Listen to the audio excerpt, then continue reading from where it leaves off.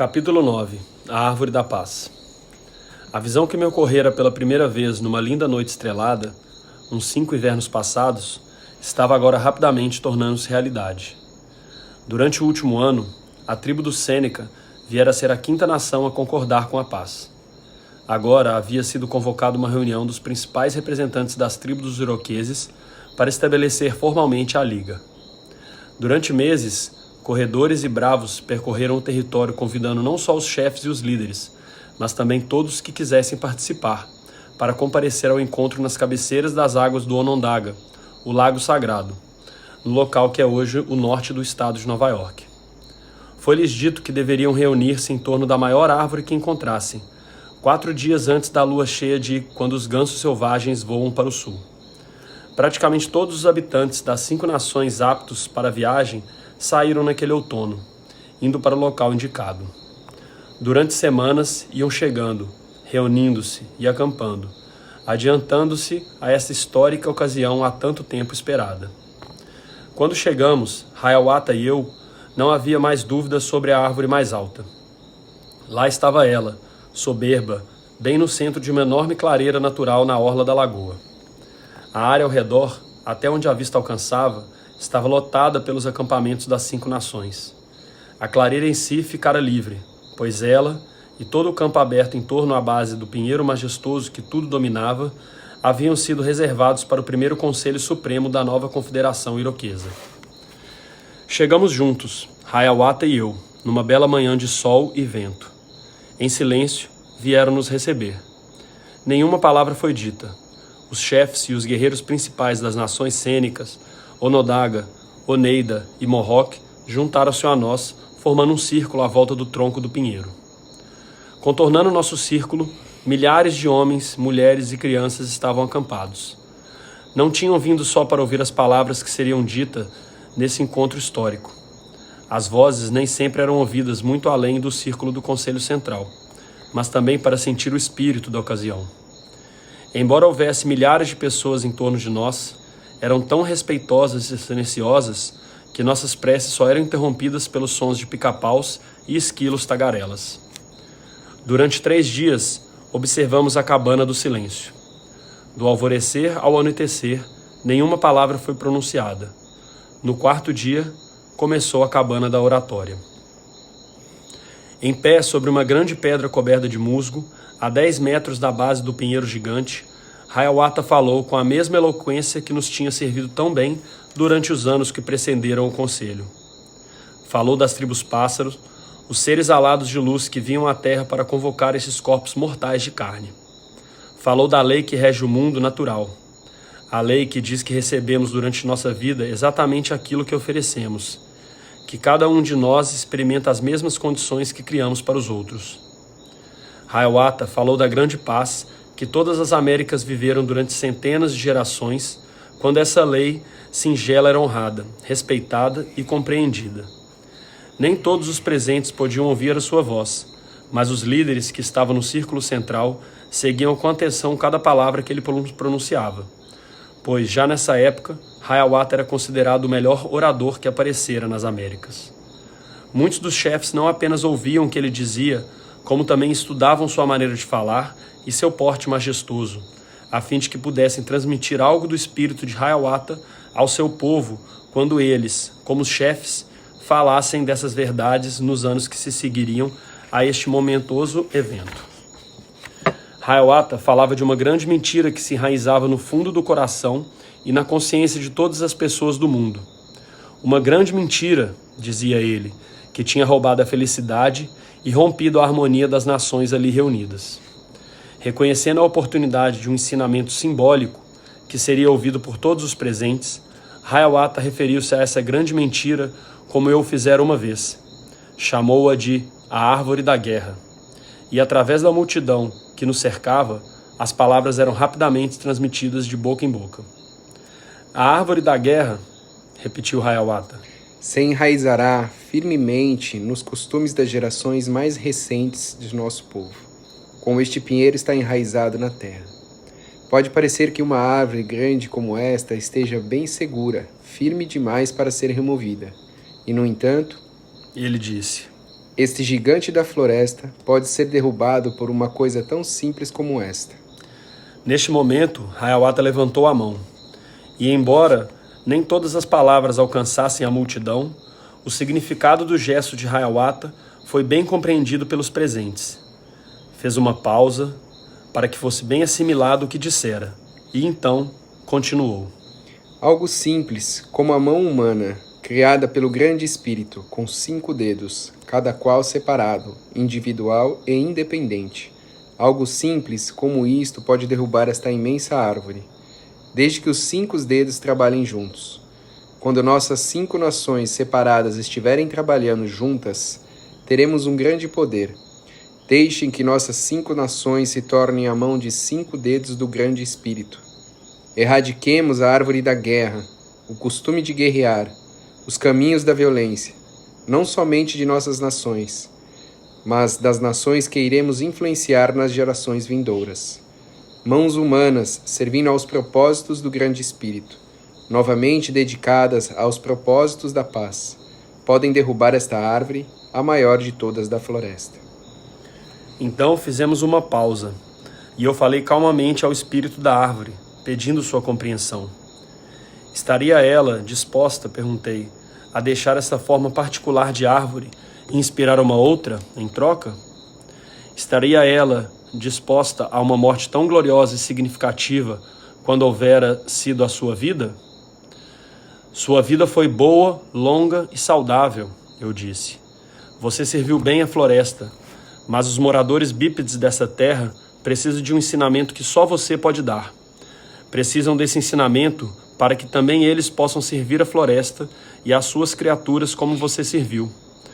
Para a causa sagrada da paz entre as nações humanas, estaria você disposto, ó grande Pai Pinheiro, a abrir-se para uma morte que irá inspirar todas as raças humanas durante as gerações futuras e será lembrada em canções e lendas enquanto houver povo neste mundo?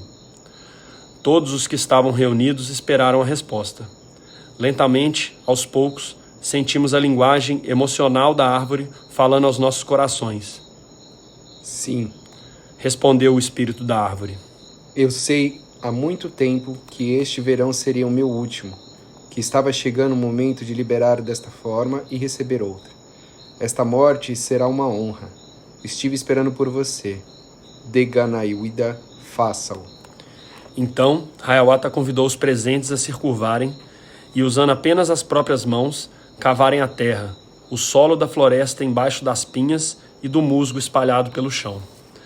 Todos juntaram forças e começaram a cavar em torno da base da árvore que Hiawatha comparara com a árvore da guerra, profundamente enraizada. Ele proibiu o uso de ferramentas ou de implementos, mas o entusiasmo dos chefes era grande, e à medida que cavavam, suas mãos foram se unindo com as mãos de todos os que conseguiam chegar perto para ajudar.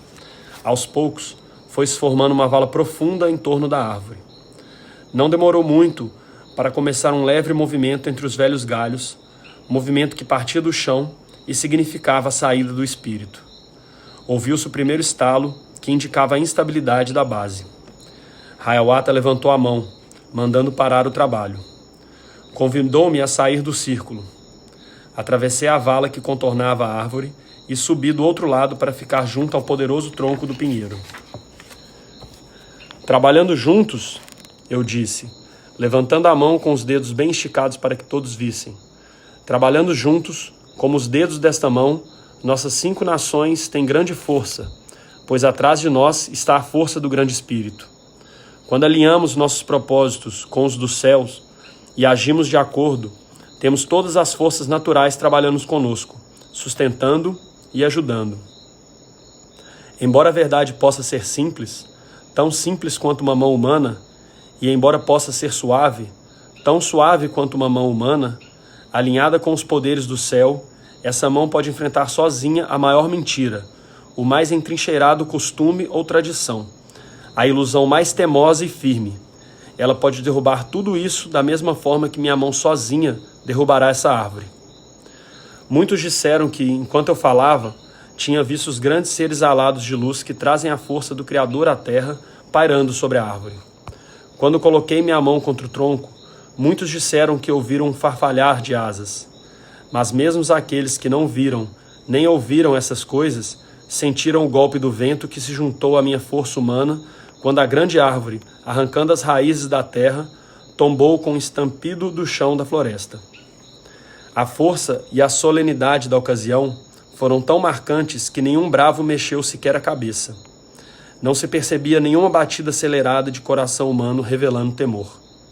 Uma atmosfera de confiança atingiu a multidão reunida. Ninguém se machucou com a queda da árvore. Alguns disseram que viram a árvore ser apanhada nas mãos de anjos e suavemente baixada até o chão. Houve mesmo quem dissesse, anos depois, que eu tinha derrubado a árvore sozinha. Contudo, é assim que as histórias acontecem. E assim são feitas as lendas. Nem Hiawatha, nem eu perdemos tempo. Aproveitamos todo o simbolismo do evento. O pinheiro caído deixara uma cavidade tão grande que uma corrente subterrânea de água lamacenta já se acumulava no fundo. Convidamos todos os presentes a jogar suas armas no enorme buraco aberto à nossa frente.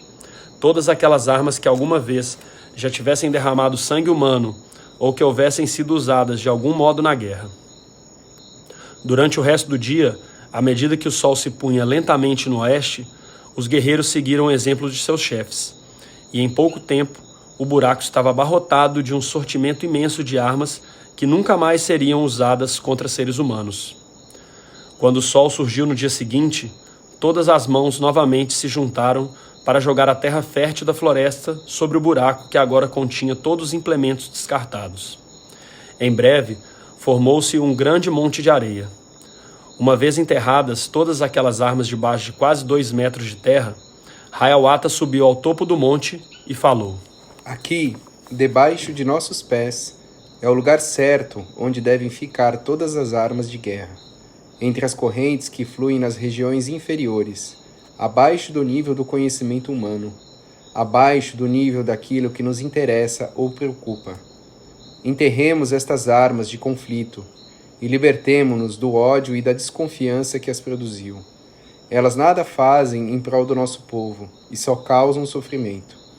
Não atentem tão bem quanto o comércio, a comunicação, a fraternidade e a cooperação às necessidades de quem as usam. Afastemo-nos de nossa vista estas armas, para que nunca mais sejam lembradas. No seu lugar, plantemos uma nova árvore, uma árvore de paz e de compreensão. Com um jovem pinheiro branco, bem proporcionado, que eu havia selecionado e preparado com carinho, subi ao topo do monte, juntando-me a Hiawatha. Enquanto eu segurava a árvore, Hiawatha ajoelhou-se perto de mim e escavou, na terra fresca e revolta, uma valeta. Quando ficou pronta, ajoelhei-me ao seu lado. Juntos, plantamos a nova árvore, a árvore da grande paz. A árvore que, nos séculos que se seguiriam, viria a ser a mais bem conhecida árvore a leste do Mississippi, a árvore das grandes folhas longas. Os líderes das 5 nações estavam sentados em círculo em torno da nova árvore quando Hiawatha falou a eles, agora de uma nova forma, um novo tom, com um espírito que tirava de nossos corações, com uma voz que só se tornou possível devido à profunda harmonia e total acordo dos milhares que estavam reunidos conosco. Estamos no início de um novo tempo, disse ele. Um tempo no qual as tendências violentas dos seres humanos nas ilhas distantes das praias deste lago, distantes desta floresta, distantes de qualquer terra conhecida, crescerão sempre mais e se tornarão cada vez mais turbulenta. Estamos vivendo no início dos tempos finais. É bom porque é o início da cura que removerá para sempre dos corações humanos a árvore desonesta da guerra. Mas da mesma forma que a hora mais escura da noite acontece, antes do alvorecer de um novo dia, as coisas antes ficarão piores, para só depois melhorar. Estamos vivendo no início dos tempos em que as mentiras que desviam os corações do caminho da paz falarão mais vigorosamente, os pensamentos humanos do que jamais o fizeram. É justo, portanto, que no início desses tempos, quando os poderes dos caminhos guerreiros crescerão no coração dos povos distantes destas praias, é justo e adequado que honremos o procedente da paz, estabelecido há muito tempo. Estamos vivendo numa terra onde o povo de todas as partes do mundo um dia virá buscar a cura. É justo que plantemos hoje a árvore do caminho da paz. Esta árvore que aqui plantamos crescerá e florescerá no nosso entender, no entender de nossos filhos e dos filhos de nossos filhos. Durante mais de 12 gerações, esta árvore será forte e aparecerão caminhos melhores para todos os povos que vivem sobre seu ensinamento. As verdades dessa árvore florescerão não só no coração dos iroqueses, como também no coração das tribos e nações distantes dessas praias. Então haverá uma tempestade violenta, uma raça pálida virá do leste. Será mais numerosa do que toda a caça encontrada desde aqui as regiões de caça da Dakota. E nessa tempestade, que durará 5 longos séculos, a árvore das grandes folhas longas será totalmente derrubada. Nenhum galinho, nenhuma pinha restará para ser achada. Os homens terão esquecido até o lugar onde ela ficava. Um tempo de tristeza, maior do que qualquer um que tenhamos alguma vez conhecido, cobrirá nossas terras, nosso povo se reduzirá em números, nossas canções serão esquecidas. Porém, justamente quando os avós e avós começarem a perder a esperança, justo quando os narradores chegarem quase a esquecer, será percebido de repente que a própria tempestade que desenraizou a árvore das grandes folhas longas, que levou suas pinhas e dispersou-as nas 4 direções, também levou suas sementes às terras distantes. Nas regiões montanhosas, em silêncio, elas criarão raízes profundas, mas as árvores crescerão, de início, sem serem notadas. A raça branca vinda do norte trará com ela um povo negro vigoroso que vem do sul, e com o tempo, vindo da direção do sol poente, juntar-se-á a eles um povo amarelo. Essas 3 raças virão de 3 direções diferentes, para nos encontrar aqui neste campo de caça. Nossos filhos vão se misturar com os deles, e quando a tempestade passar, os caminhos da paz e da colaboração florescerão entre os povos do mundo e se espalharão por todas as terras, e todos os filhos do grande Espírito viverão em harmonia. Algum dia, falou Hiawatha, estes mesmos pensamentos que hoje florescem no nosso entendimento alcançarão as estrelas, para além da nuvem mais distante, e retornarão, ecoando os ensinamentos da árvore em flor. E todas as nações do mundo ouvirão estes pensamentos de paz e ficarão maravilhadas. Conhecerão, então, os pensamentos de Deus. As canções dos seres alados serão entoadas novamente nas aldeias da terra, e os povos das 4 raças viverão como se fossem um, igual às muitas folhas desta árvore, que vivem como se fossem uma só, e não haverá mais guerras, nem doenças, nem inverdades. Faço esta profecia para que seja repetida aos seus filhos e aos filhos de seus filhos, para que seja repetida em torno das fogueiras, em suas tábuas, as gerações que vêm chegando. Quando vier a grande tempestade e parecer que a verdade está extinta por um tempo, fiquem firmes, meus bravos. Mantenham-se fiéis, meus chefes. Sejam estáveis, todos vocês, curadores e filhos do grande Espírito, pois deste princípio que estabelecemos hoje, virá afinal, quando a tempestade de 5 séculos passar, um novo mundo onde os pacíficos reinarão. E nesse mundo, o costume bárbaro da guerra terá regredido tanto que mesmo os historiadores o terão esquecidos. Hoje fazemos um convênio com o povo de nossas 5 nações. Fazemos um acordo para honrar os caminhos do amor, os caminhos da justiça, os caminhos da paz. Não somos, na verdade, um povo separado. Cada um de nós aqui, nesta multidão, é uma folha única da árvore do grande Espírito.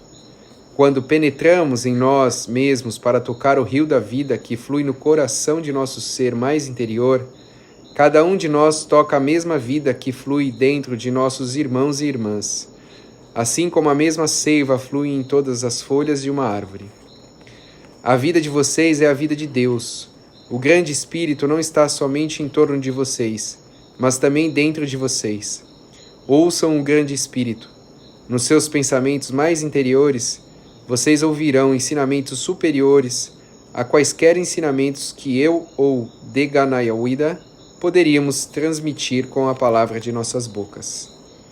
Hiawatha parou e abaixou a cabeça, enquanto os presentes consideravam esta verdade. Após um momento, levantou os olhos e continuou, falando mais alto agora para que sua voz chegasse até os limites da clareira.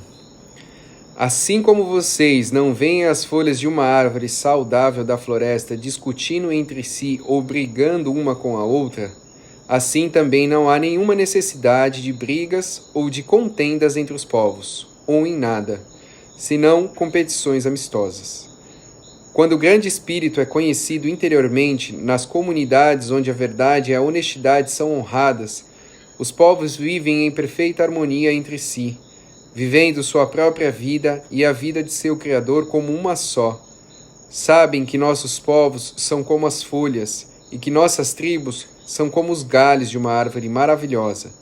Sabem que a vida dos seres bípedes, dos quadrúpedes e dos alados, a vida das plantas, dos rios e dos mares, a vida do próprio sol, da lua e das estrelas, nascem também daquela árvore.